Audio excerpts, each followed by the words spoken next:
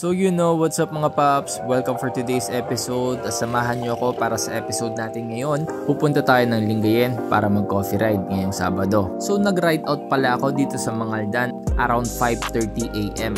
At ganun nga lamang ay nandito na tayo sa Arellano para daanan si Budol Quest. Medyo matagal na nga rin pala mula nung huli nating upload. Pero relax lang kayo mga paps, iisa-isahin natin yan. Sa ngayon, i-edit lang muna natin kung ano yung kaya nating i-edit at yung mabilis i-edit. So ayun, nandito na rin pala kami sa may De Venecia Bridge mga paps. So yun, shoutout sa mga siklista at mga runners na nag-physical activity dito.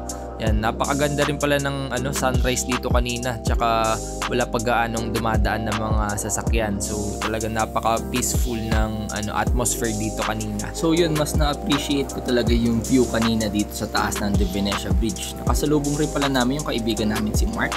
Inaaya sana namin siya mag-ride kaso may mga agenda pa siyang kailangan gawin.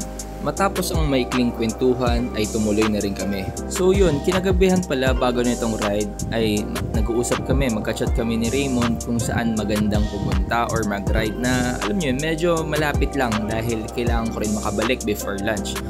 So ayun nga, naisip ako dito na lang kami pupunta at tumambay saglit sa ilalim ng Bugalyon Bridge katabi ng Agno River. Since first time lang din makakatambay at makakapunta dito ni Budol Quest, kaya dito ko na rin siya inaya. And pagkarating din namin ay hindi kami binigo ng spot na to with a picture perfect looking view sa tabi ng Agno River at sa ilalim ng Bugalyon Bridge. Hindi ko na rin pinalampas na kuwaan ng montage dahil first time niya lang makarating dito. And syempre kinuwaan din natin ng portrait shot si Soya at ito yung mga pictures na yon.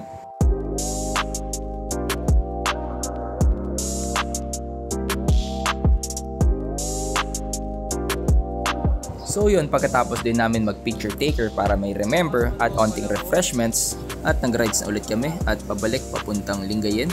Tapos from there ay pupunta kami ng Baywalk para magkape sa pinakamasarap na kape sa buong Pangasinan, #BlankCoffee, #baka naman. Tapos napadaan din kami dito sa onting off-road area sa ginagawang renovation ng Capitol Park. And lugi din talaga kapag bagong linis yung bike mo dahil pulbos-pulbos yung terrain na yan. And nakarating na rin kami dito sa Blank Coffee kung saan only Blank Coffee makes my coffee. So yun mga paps, try nyo dito sa Blank Coffee kung may chance kayo na makapunta sa Lingayen Baywalk. Ang kinagandahan kasi ay laging fresh yung kanilang mga beans at talagang coffee connoisseur sila dito kaya garantisadong masarap lagi yung kape nila.